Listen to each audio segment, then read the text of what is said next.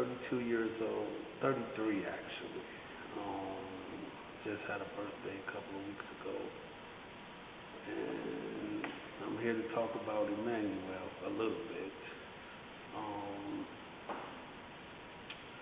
I want to comment first about what Rachel had mentioned about the sermon. I had, well, I have family members that, truth be told, that's in the entertainment business, and I had felt some type of way because I helped these people out. Me, my grandfather, and my father helped these people out, and I felt some type of way because they've been reneging on things that was supposed to be done, and that certain day that Rachel had a sermon about forgiveness, I had written somewhat of a suicide note to this person. And after I heard the sermon, it deterred me from that. And then Spin, actually, when I ripped it up, I stood up, told everybody the situation, and I had ripped it up. And Spin came over to me because he liked what I did, and he said, well, why don't you just put this in the offer this as a forgiveness, and hand it over to God. And sometimes I still deal with this situation, and whatever I have done to these people in the past, I just want to be forgiven, and they forgive me, I forgive them. But I feel that it's somewhat we have to part our ways.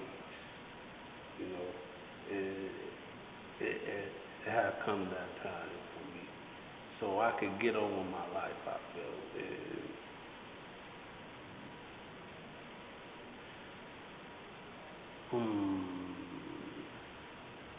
I get stubborn sometimes because this is like a situation that I'm still dealing with, and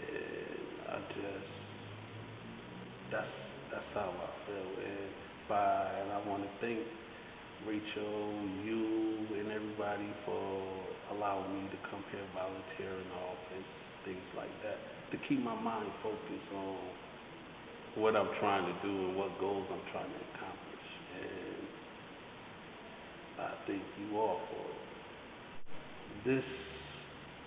This part two of this, I wanted to reach out to my family and let them know that, we can't help where we came from, regardless of what we tried to do to, what you call it, maybe it's denial, but, we can't help where we come from, and I want us to be able to be truthful about and really stop hiding behind, stop being like Adam and Eve was, behind the bushes when God came, because God is here. Regardless, and we as people, we still hide behind the bush. And it's really time for us to come from behind that bush and own up. And I'm here to say I'm owning up to everything I have done. And it's time for my family, my entire family. It's time for us to do the same. And so everybody, we can get on, regardless of what each individual decides to do. It's maybe got to be a better outcome. Just being around the like positivity and people that's looking the way of God. It helped me out. Don't get me wrong, I came from a religious background, but since my grandfather been deceased, it's like we turned our backs to God. we haven't went, we had, because God took that person, that life from us, you know, and we went hiding. And now some of us, we getting it together. We trying to jump over that bush, but we really need some more practice. And I'm talking for experience. I'm talking about myself also. I'm not putting nobody on blast. If anybody, I'm putting myself there first. You know, it's like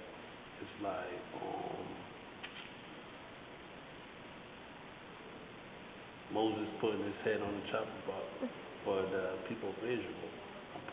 I'm putting my head on the chopping block for my family, so we can get our stuff together and do the right thing, which is being truthful to who we really are. And regardless if the elderlies of my family don't want to own up to it, I know the truth. I was told, you know. So that's what I want. That's why I asked this church to pray for us. You know, I put myself in there and my family because that's what I needed and they also needed. That's about it.